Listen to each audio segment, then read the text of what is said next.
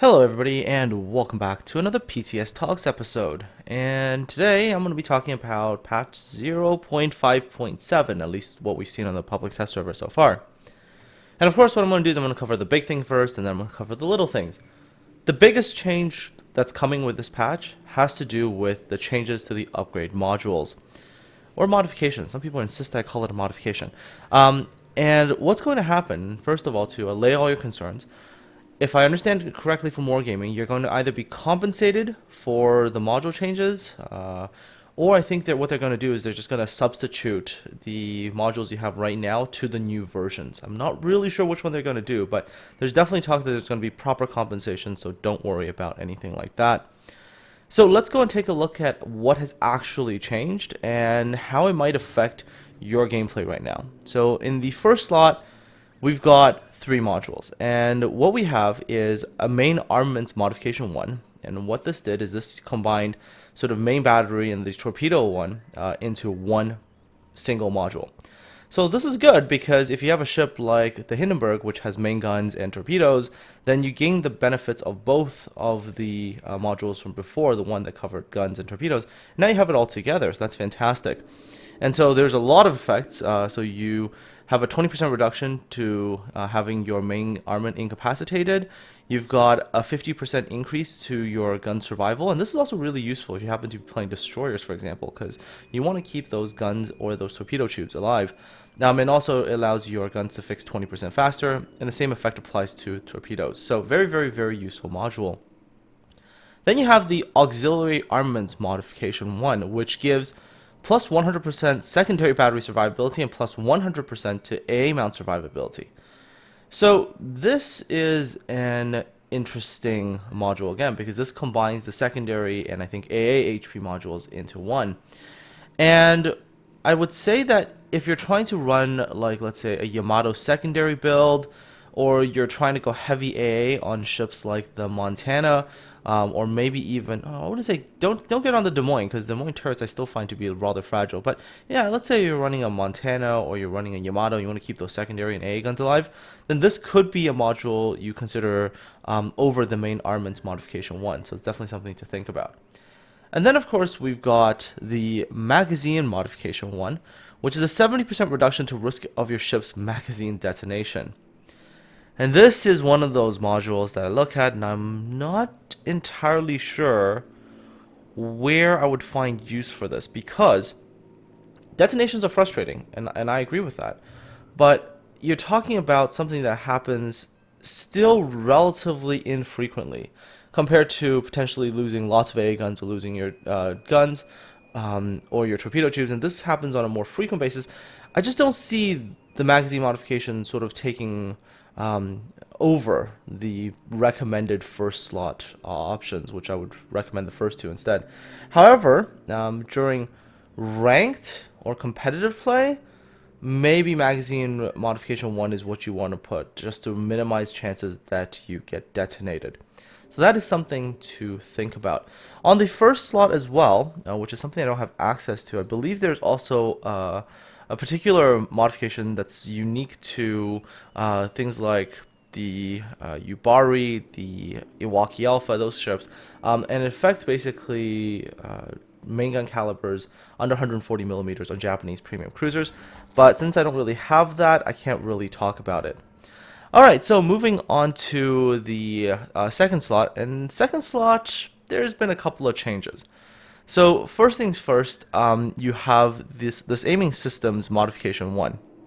And so this has also combined a couple of things into one particular modification. One, you've got minus 7% max dispersion of main battery shells. This used to be the fire control system modification.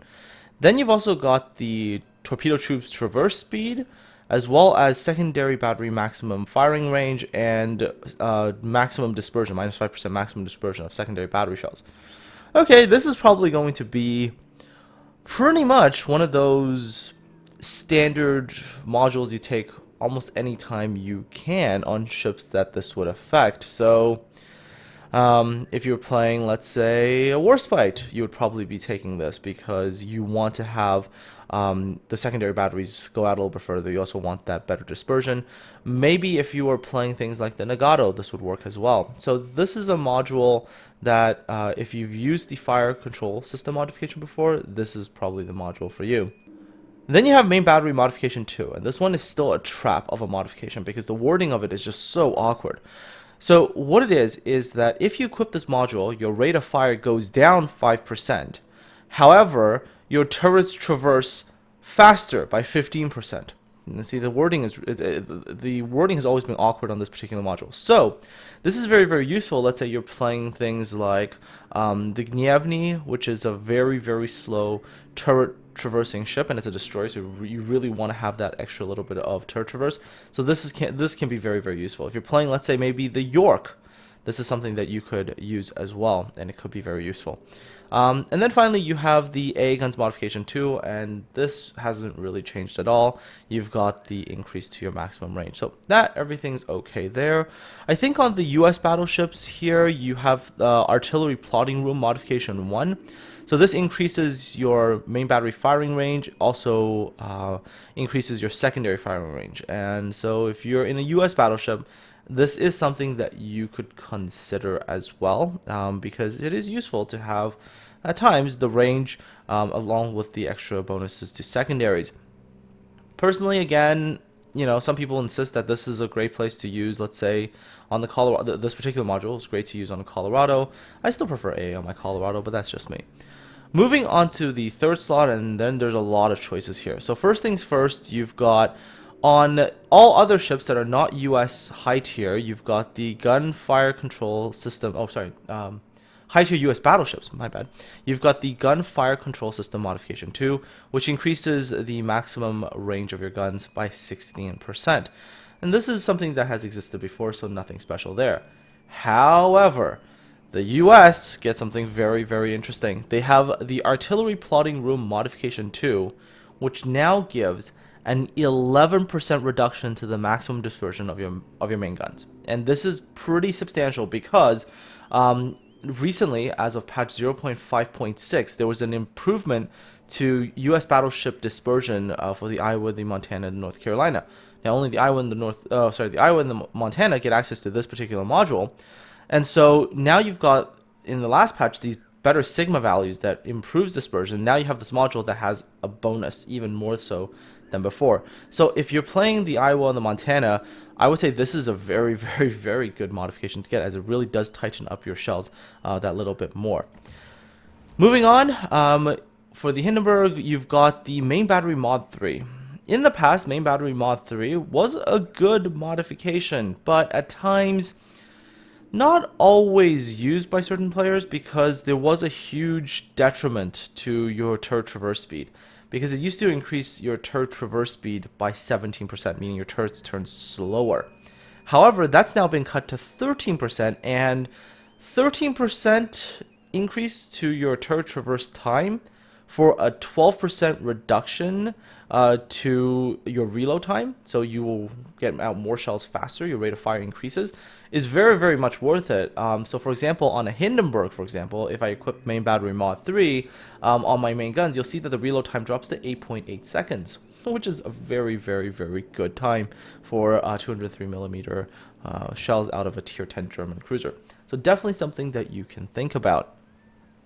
Torpedo tubes modification 3 hasn't changed, so you get faster reloading time for a greater chance for the torpedo tubes to become incapacitated. So this is, yeah, nothing's changed there. Good for torpedo spamming destroyers, but not for much else. The AA guns modification 3 has again changed a little bit. There's an additional 5% DPS for AA. So let's say you are thinking of going a pure AA build. This is going to make your AA even stronger. Yeah, I'm still going to feel really, really bad for CVs because they're just, yeah, I feel bad for them. And finally, you have the secondary battery modification 3, which decreases the reload times of your secondary guns, increases their range, and also drops their dispersion, so their dispersion is better. And of course, if you're running a full secondary build, this is definitely a very, very viable module to take. Everything on the fourth slot has pretty much not changed. The fifth slot has one major change, which is in the past, propulsion modification has generally been ignored by most players, but now propulsion modification is amazing. First of all, you reach full speed faster. It's gone up a significant amount from 20% to 50%. So your ship accelerates much, much, much faster. So if you're playing Russian destroyers, this could be your new best friend, or if you're playing any destroyers, actually. Also best friend if you're now playing big battleships, because in the past, it was recommended to get steering gears modification 2, because if you think there were torpedoes heading towards you, it was easier to turn with the steering gears modification.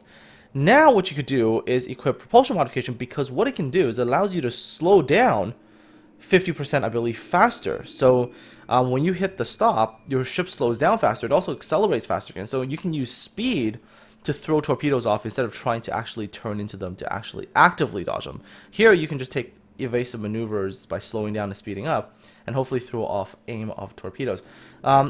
I would say now this is probably going to be the go-to module on the 5th slot for pretty much every ship. Because I think destroyers will really benefit from it. I've used it on cruisers and I find it beneficial too. Tested on a battleship, thought that was great. Maybe the only exception would be carriers, because carriers, if you... No, not even, because carriers now have defensive AA, so it's not even that much. So, I don't know, I think the sort of... There's going to be a meta shift here on the 5th slot, where people are going to go from the steering gears mod 2 to propulsion modification 2. And that pretty much is all these upgrade modification changes. Let's talk about some of the other minor things that have changed in this version. One, of course, we got a new map, so yay. Anytime a new map comes around, that's probably just going to add some diversity. So that's fun. Oh, right.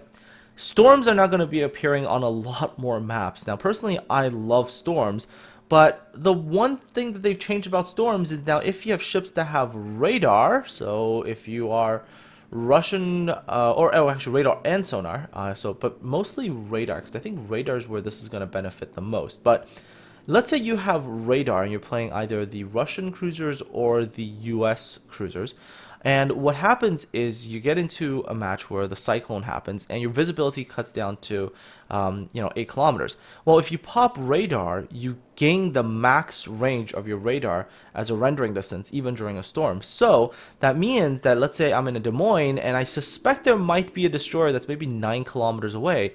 I could pop radar even during a cyclone where the destroyer can't see me, because let's say I'm 9 kilometers away outside of the 8 kilometer render distance. My radar goes out and I have 9.9 kilometers on the radar. I can see that destroyer and start engaging him.